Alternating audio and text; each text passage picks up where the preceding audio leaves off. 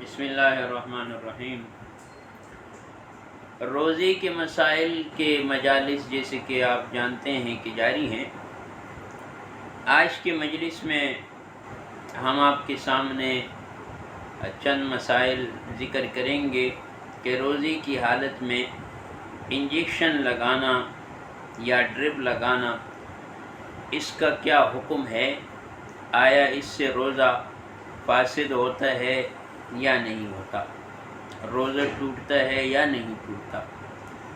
تو اس کے متعلقہ مسائل سمجھ لیں کہ روزے کی حالت میں اگر کوئی انجیکشن لگاتا ہے تو اس سے روزہ فاسد نہیں ہوتا، اس سے روزہ نہیں ٹوٹتا۔ مسئلہ نمبر 2،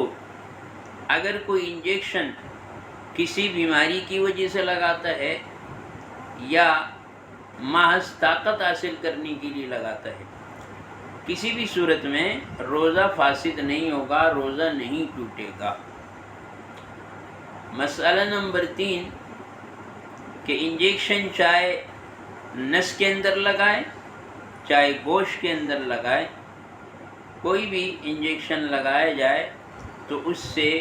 روزہ نہیں ٹوٹتا۔ البتہ اتنی بات ضرور ہے کہ کوئی محض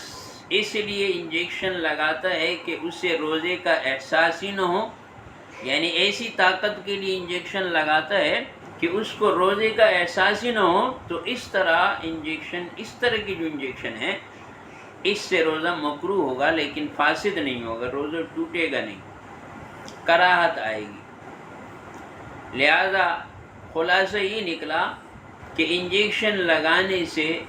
روزہ نہیں ٹوٹتا۔ اسی طرح روزے کی حالت میں اگر کسی کو ضرورت ہو ڈرپ لگانے کی تو ڈرپ لگانے سے بھی روزہ نہیں ٹوٹے گا، اور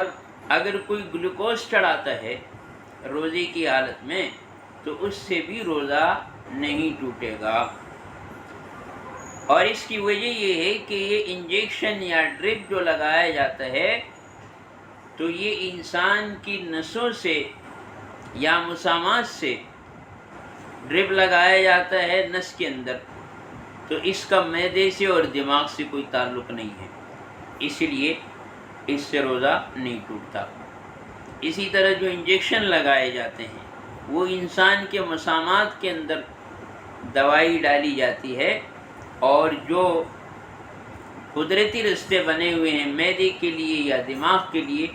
تو ان رستوں سے کوئی چیز معدے میں یا دماغ میں نہیں جاتا۔ جیسے انسان غسل کرتا ہے اور غسل کے ذریعے انسان کے جو بال ہے جسم کے،